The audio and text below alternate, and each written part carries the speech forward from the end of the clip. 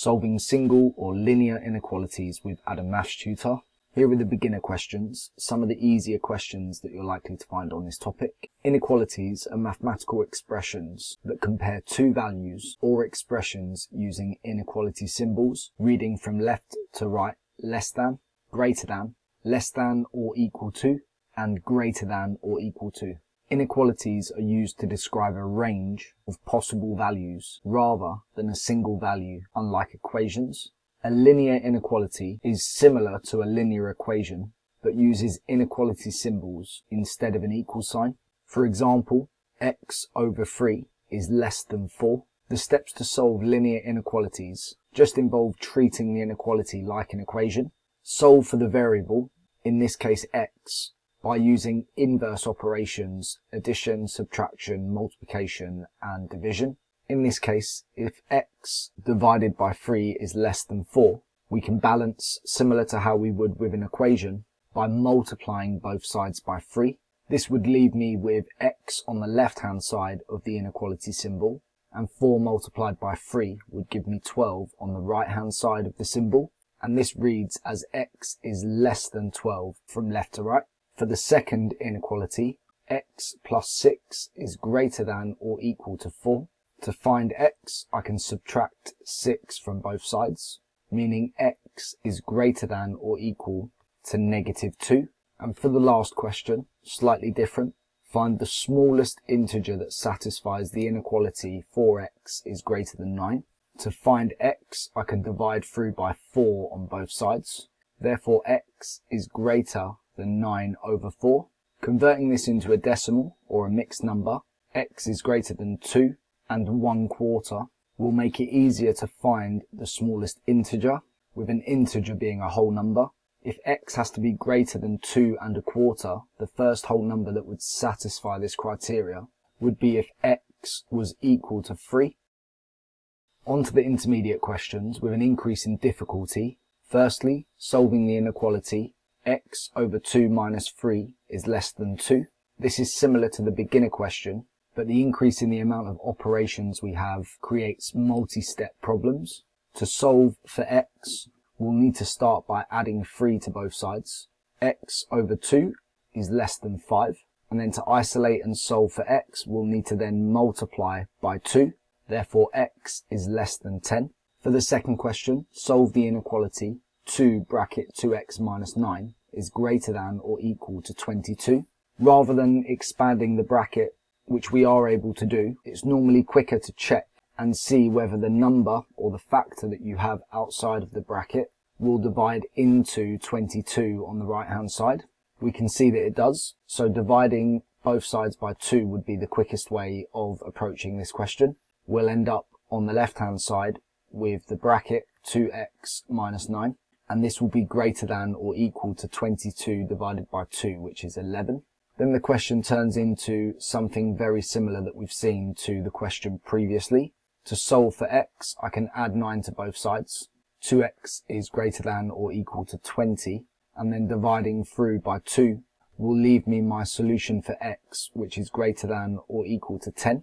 Lastly, again, find the smallest integer that satisfies the inequality.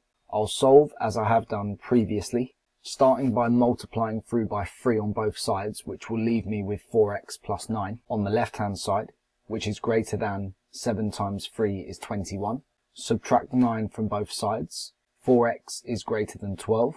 And lastly, dividing through by 4, meaning my solutions for x would be when x is greater than 3. Since I'm trying to find the smallest integer that satisfies, so it would need to be the next whole number along, which would be when x was equal to 4. On to the advanced questions. Some of the trickier questions that you're likely to find on this topic. Solve the inequality 6 minus 5x is greater than or equal to 31. To isolate the negative 5x term, I can subtract 6 from both sides, which gives me negative 5x is greater than or equal to 25. I can divide through by 5. Negative x is greater than or equal to 5.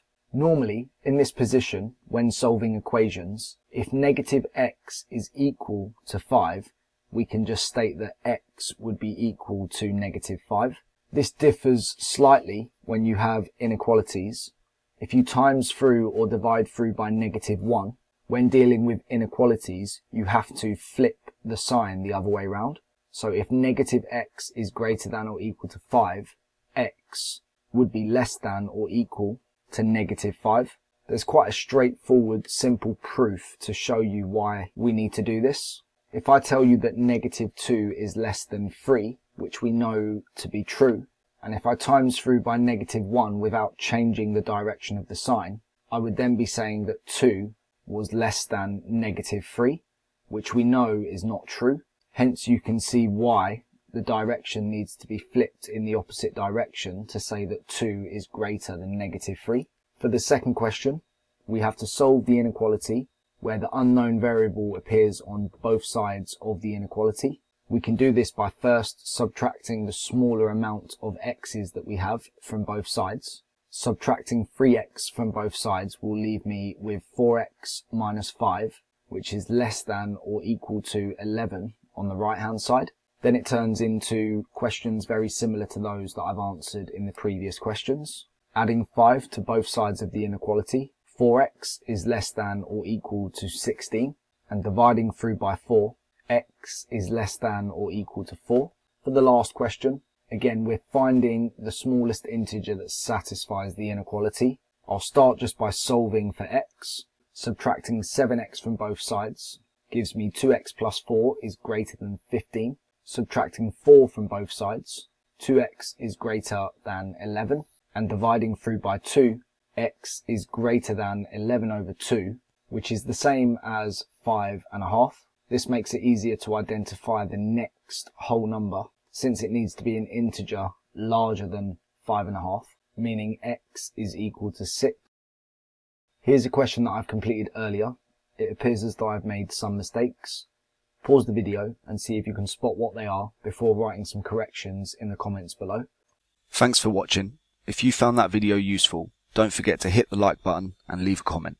If you're struggling with topics or finding maths difficult, subscribe and turn on notifications to receive regular updates about new video tutorials and other useful content.